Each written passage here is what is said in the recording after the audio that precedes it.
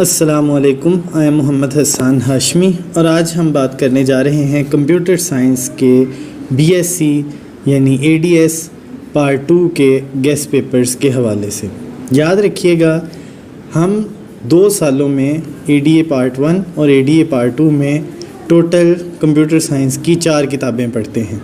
ADA या ADS BSc part 1 में visual basic और इसके साथ इंफॉर्मेशन टेक्नोलॉजी हमने पढ़नी होती है, जिसमें से 70 मार्क्स का पेपर वो आप लोगों को पंजाब यूनिवर्सिटी के थ्रू आता है और 30 मार्क्स का आपका प्रैक्टिकल होता है। जबकि एडीए, एडीएस या बीएससी पार्ट 2 में भी 2 किताबें होती हैं, एक डेटाबेस और दूसरी ऑपरेटिंग सिस्टम। मैं पंजाब यूनिवर्सिटी के अकॉर्डिंग सिलेबस की बात कर रहा हूँ।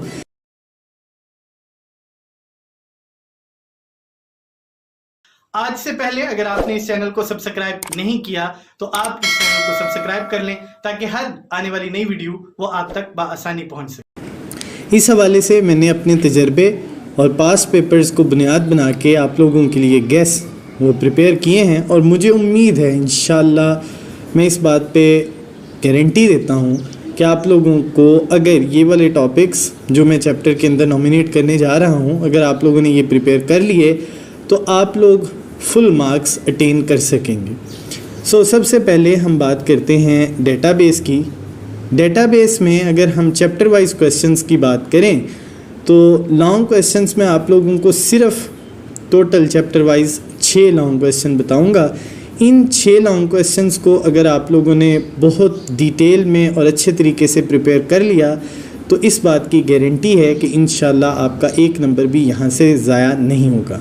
यहाँ पे ये भी बात मैं साथ ऐड करता चलूँ कि टोटल डेटाबेस की बुक में से आप लोगों को 3 लॉन्ग क्वेश्चन आने हैं। 3 लॉन्ग क्वेश्चंस में से 2 लॉन्ग क्वेश्चन आपने पेपर में अटैम्प्ट करने होते हैं और इसी तरह ऑपरेटिंग सिस्टम में से भी 3 लॉन्ग क्वेश्चन आने हैं, जिनमें से आप लोगों ने 2 लॉन्ग क्वेश्चंस को अटैम्प्ट करना होता है। तो टोटल मिला के आप लोगों के जो लॉन्ग क्वेश्चंस बनते हैं वो 6 होते हैं, जिनमें से 4 आप लोगों ने पेपर में लिखने होते हैं। बकिया सारे एमसीक्यूज़ होते हैं। मोस्टली 30 मार्क्स के एमसीक्यूज़ वो पेपर में आते हैं।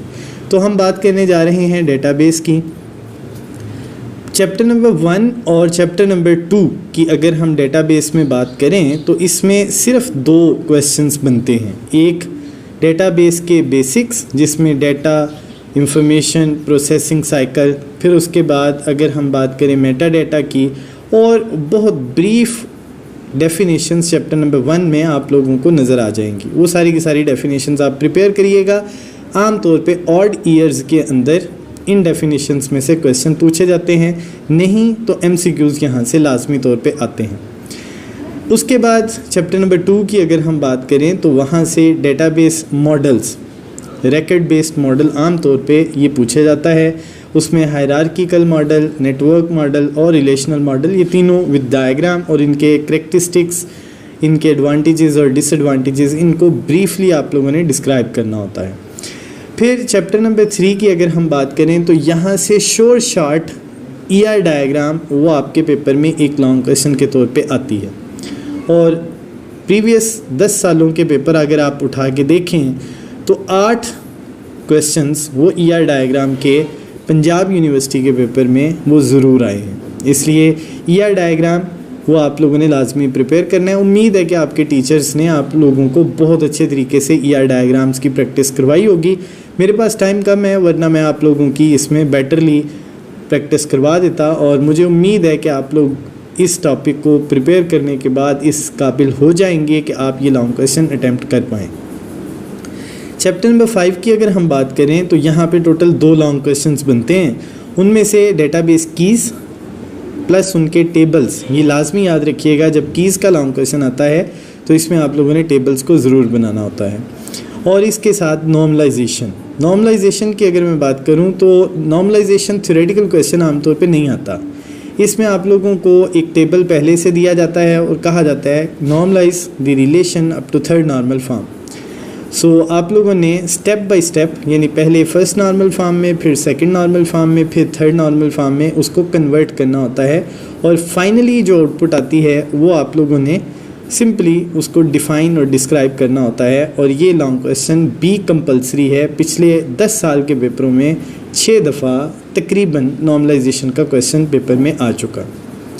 चैप्टर नंबर 8 की अगर हम बात करें तो इसमें से जो लॉन्ग क्वेश्चन बनता है वो है डेटाबेस क्यूरीज़, और ये लॉन्ग क्वेश्चन ऑड ईयर्स में आम तौर पे आ जाता है। डेटाबेस क्यूरीज़ में सिलेक्ट क्यूरीज़ ये लाजमी प्रिपेयर करिएगा। सिलेक्ट क्यूरीज़ में से आम तौर पे एमसीक्यूज़ भी आते हैं, और इसके अलावा वेयर क्लास है, हैविंग क्लास है, इन क्लासेस को भी आप लोगों ने प्रिपेयर करना है ताकि आप अच्छे तरीके से। और इंसर्ट की मैं बात बता दूं, सिलेक्ट के बाद सबसे ज़्यादा अहम वो इंसर्ट क्यूरी है। तो आप लोगों ने सिलेक्शन, इंसर्ट, डिलीशन यानी डिलीट, ये क्यूरीज़ लाजमी तौर पे प्रिपेयर करनी है। इसके बाद अब हम आ जाते हैं दूसरे पोर्शन की तरफ, और वो है ऑपरेटिंग सिस्टम। मैं इसको शॉर्ट फॉर्म में ओएस के नाम से जानता हूँ। अब इस ऑपरेटिंग सिस्टम के अंदर मोस्ट इम्पॉर्टेंट लॉन्ग क्वेश्चंस की तादाद 7 है, लेकिन मैं आप लोगों को 10 एक लॉन्ग क्वेश्चंस यहाँ से बता देता हूँ जो आप लोग प्रिपेयर करें तो आप लोगों को बकिया कुछ भी कोई भी टॉपिक प्रिपेयर करने की ज़रूरत नहीं है, बल्कि आप लोगों का पेपर इंशाल्लाह वो यहाँ से मुकम्मल तौर पे अटैम्प्ट हो सकता है। अब बगैर बात को लंबा किए हम बात करते हैं चैप्टर नंबर 2 की, जिसमें पहले ही सफ़े पे आप लोगों को एक लॉन्ग क्वेश्चन नज़र आएगा, प्रोसेस, उसकी स्टेट्स और उसकी ट्रांजिशंस। ये लॉन्ग क्वेश्चन प्रोसेस की डेफिनेशन से शुरू होके ट्रांजिशंस जहाँ पे ख़त्म होती हैं वहाँ तक इसकी मुकम्मल तौर पे डिस्क्रिप्शन आप लोगों ने लिखनी होती है। और इसमें याद रखिएगा डायग्राम कंपलसरी है, अगर आप डायग्राम नहीं बनाएंगे तो इसमें आपको मार्क्स नहीं मिलेंगे। इसी चैप्टर से दूसरा लॉन्ग क्वेश्चन वो है शेड्यूलर। कुछ लोग उसे स्केजुलर भी पढ़ते हैं, सो आप उसे शेड्यूलर पढ़ें या स्केजुलर पढ़ें, हमारा कंसर्न इस चीज़ से है कि वो टॉपिक आपको प्रिपेयर होना चाहिए। इसकी 3 टाइप्स हैं, एक लॉन्ग टर्म शेड्यूलर, फिर उसके बाद मीडियम टर्म शेड्यूलर और फिर शॉर्ट टर्म शेड्यूलर। इनकी भी डायग्राम आप लोगों ने कंपलसरी बनानी है। और सबसे ज़्यादा दफ़ा इस चैप्टर में रिपीट होने वाला जो लॉन्ग क्वेश्चन है वो यही है, शेड्यूलर वाला। इसके बाद चैप्टर नंबर 4 अगर आप देखें तो वहाँ पे आप लोगों को शेड्यूलिंग एल्गोरिदम्स नज़र आएंगे। शेड्यूलिंग एल्गोरिदम्स में आप लोगों ने 4 एल्गोरिदम्स प्रिपेयर करने हैं, और ये मोस्ट इम्पॉर्टेंट एल्गोरिदम्स हैं, और इसको समझ लें कि ये कंपलसरी क्वेश्चन है।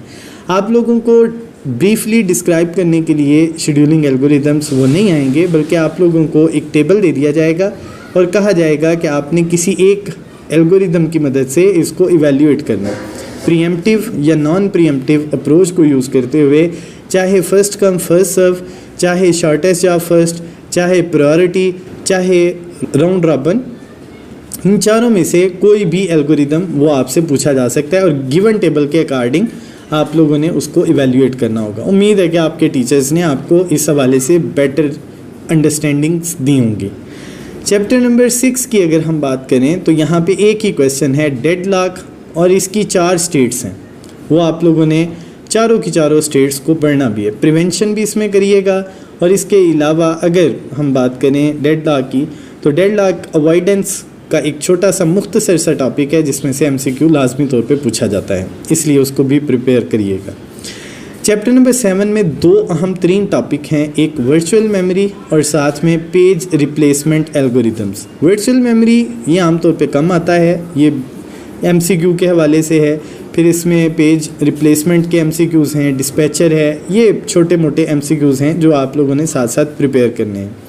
पेज रिप्लेसमेंट एल्गोरिदम्स की अगर हम बात करें तो आप लोगों ने पेज रिप्लेसमेंट एल्गोरिदम्स को भी बहुत अच्छे तरीके से प्रिपेयर करना है। LRU ये आमतौर पे पेपर में पूछा जाने वाला वो क्वेश्चन है जो तकरीबन पेपर में आ जाता होता है।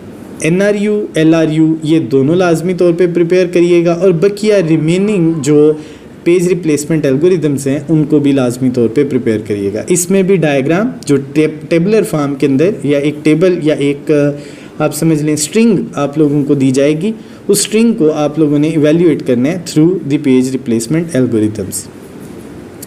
अब आखिर पे बात करते हैं चैप्टर नंबर 13 की। तो इसमें जो मोस्ट इम्पॉर्टेंट टॉपिक्स हैं उसमें नेटवर्क टोपोलॉजीज़ हैं जो आम तौर पे पेपर में रिपीट होने वाला क्वेश्चन है। इस चैप्टर में से एक लॉन्ग क्वेश्चन कंपलसरी आता होता है, और 4 लॉन्ग क्वेश्चन इस चैप्टर में सबसे अहम तरीन है। नेटवर्क की डेफिनेशन और उसकी टाइप्स।